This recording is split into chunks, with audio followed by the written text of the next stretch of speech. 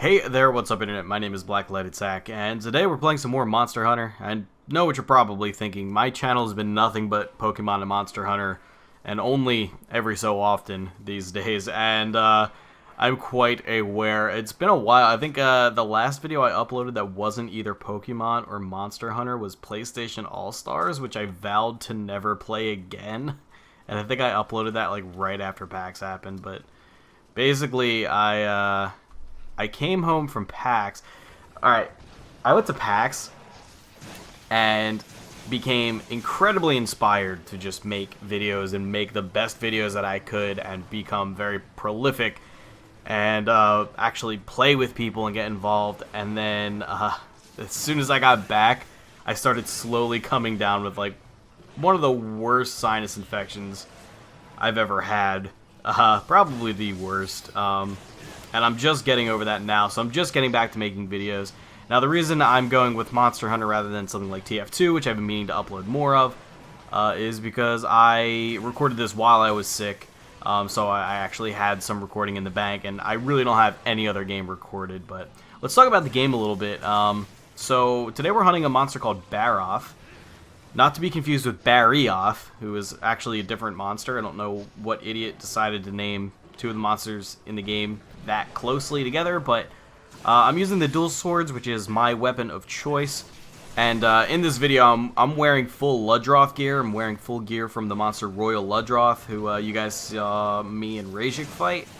And he made this this Eskimo-ass looking armor, and I guess it's not that badass unless you have like a real affinity for Inuits, but the armor skills on it are really awesome. And I'll probably do like a tutorial on how to read armor skills and stuff, but basically the armor skills that I got off of this are actually I can't remember because I stopped using this set a while ago, but I remember the main one that I really wanted that became really useful for me was Marathon Runner.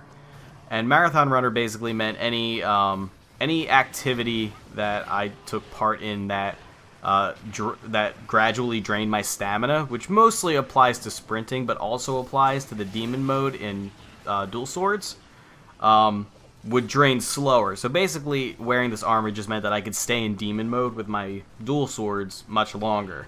And it was also just a really good armor set for this point in the game, as Barroth isn't that far in. Now, I've actually upgraded my armor set since this one, and definitely upgraded a couple of my weapons and stuff, but I found this hunt pretty interesting, because Barroth in Monster Hunter Tri, where he was originally introduced, was pretty difficult. He was definitely one of the monsters that I had more of a problem with.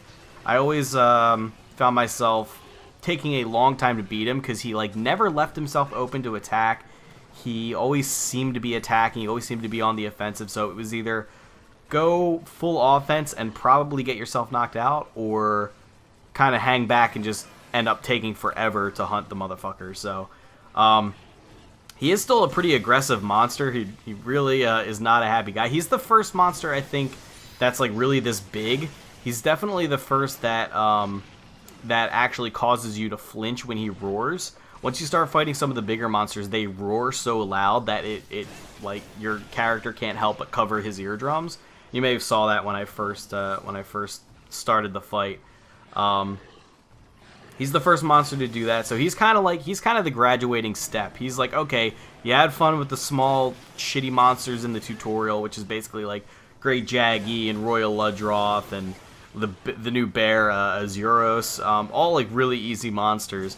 So now it's time to fight something big and something that's gonna kick your ass if you let it. So he's a pretty cool fight, but in Monster Hunter 3 Ultimate, he just seems a lot easier, and it's got to be either the fact that he's easier, or I just got better at the game, and he's super weak to my weapons, because I seem to be fucking them up pretty good with dual swords. Now, speaking of dual swords are a really excellent weapon for dealing just a shit ton of damage, and staying very mobile. I've learned them quite a bit better since I think the last time I showed you guys dual swords gameplay was during the demo, and I hadn't quite gotten used to all the differences since Monster Hunter Freedom Unite with the dual swords weapon class, and they got buffed massively. You are way more mobile now, and demon mode is actually kind of worth going into, even if you're not going to use the demon combo. Their real advantage is their ability to deal a large amount of elemental or status damage very quickly. So if Dual Swords doesn't have that many status weapons, but if you do get one, I'm currently rocking a pair of Bloodwings, which is the Giganox Dual Swords, which has poison element on them. I like, it takes me like 2 seconds to apply poison to a monster because it just hits with the poison damage so much so quickly. But the downside is that Dual Swords are really terrible for destroying monster parts because they have really low reach compared to a lot of the other weapons like Greatsword and Longsword, Switch Axe, stuff like that. You're going to have a really hard time like cutting off a monster's tail, for instance. So like, as you can see here, I'm not even going for Barroth's tail. Now the thing is like, in Monster Hunter, for those of you who don't know, when you cut off a monster's tail, you actually can cut off a section of many monsters' tails. Barroth is one of them, definitely. You can carve that for an extra piece, which is always good, because, I mean, if you kill the monster, you only get 3 carves, so a 4th carve is definitely very much welcome. But most of the monsters that do have tails that you can cut off are pretty high up there. Like, they're usually like the bipedal monsters like this guy. And so the tail is pretty high off the ground, so you really need a longsword or something else with a good reach in order to actually cut it off. Dual Swords just does not have that, so that's a major downside. Barroth is actually pretty unique in that there's 2 pieces you can break off and carve, because you can also break off his scalp ridge.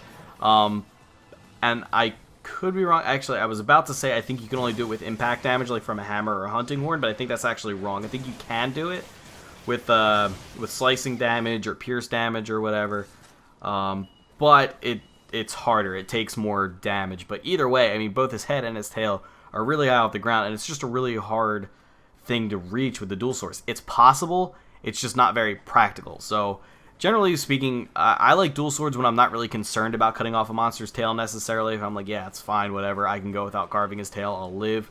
But if you're working in a group, like generally speaking, you don't want to have like 4 dual blades users. Like, even though you're gonna down monsters really quickly with that, you're not going to be maximizing your carves and your loot drops.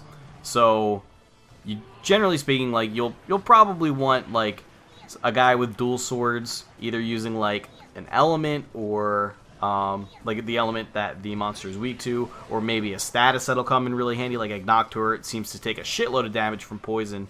I've noticed with my Bloodwings against Agnoctor, or like, you know, a lot of monsters, it's really effective to get paralysis on them. And then you're gonna want like somebody on dual sword or great sword, who will be cutting off the tails and that, you know, messing up their head. Speaking of messing up their head, you'll probably want like a hammer user dealing blunt damage, because if you deal enough blunt damage to a monster's head, you'll actually KO them and stun them for a little while, allowing you to get more free hits. So that's always really useful. Hunting horn or hammer. Hunting horn's really good because hunting horn playing its music can actually buff people. I should do a video of hunting horn. That's a really interesting weapon. The hunting horn is really, really weird. You would think like how are you attacking with a horn, because you're probably thinking of like an actual like a horn made out of like a ram horn or something. But it's actually, the hunting horn weapon class is actually just a giant hammer that's been hollowed out into a flute weapon. So you can still hit with it. It's still a blunt damage weapon. It's still a giant fuck-ass mace. It just also is a musical instrument. So you have to learn your instrument's songs that it can play, which it executes through attacking. Like when you attack, you also play notes. It's really weird. But as you play them, you can offer buffs to your teammates. There's also a few songs that can affect monsters. It's a really cool weapon class. It's not exactly practical when you're soloing, but it is really good in a group. I'll probably make a video of it. It's a fun weapon class. I'll probably need to craft one because I don't think I have any good ones really. But I'm getting sidetracked anyway. So regarding Monster Hunter videos, I do like uploading just like these single hunts, but I do find that I'm kind of like running out of things to talk about. But at the same time, I don't think it's such a self-explanatory game like Team Fortress 2 or Call of Duty, where I can really just talk about whatever at the same time. So I'm thinking that I'm going to start doing some weapon guides, and maybe even some specific monster guides. I don't know that I really want to do every monster in the game, but I think there's only something like 12 weapon classes, so I could very easily do something like that. You know, just go over, like, all the weapons have unique controls. Every weapon class plays differently. So I could do things like what combos they all have, what role they're suited for, you know, how they're useful to a group, and etc. Just stuff that I was talking like about how dual swords fits into a group role. So I was, you know, maybe keep an eye out for that. I think I might record I would probably start with greatsword because I would probably go in the list of how they're ordered if you go to like the armor crafting at the blacksmith. So the greatsword is first there. And on top of that, it's just like a really iconic weapon for the franchise, so I just think it would work really well. Not to mention, greatsword is also just a really beginner-friendly weapon. So yeah, I mean, let me know what you guys think about that. Some Monster Hunter guides to get you guys into the game, because Monster Hunter is a game that like you need to have the wiki open while you're playing it. You need to have like, you know, people walking you through how to do things. It's just a really complicated. You know, maybe I'll do a guide on like getting started and like basic theory of Monster Hunter, like basic concepts of Monster Hunter. Maybe I could do like an in-depth item guide about like combo lists and stuff like that. And then maybe a guide for each of the weapons. Yeah, well, I don't know. I'll see how it goes. You know, I got to keep myself motivated. I'm not promising anything, but I am trying to keep myself motivated to actually produce content. So let's see if we can get some of that going in the future. And as for this video, if you guys did enjoy it, of course I do, as always, appreciate it. If you like the video, I'll suck your dick, and I will see you guys next time. Goodbye.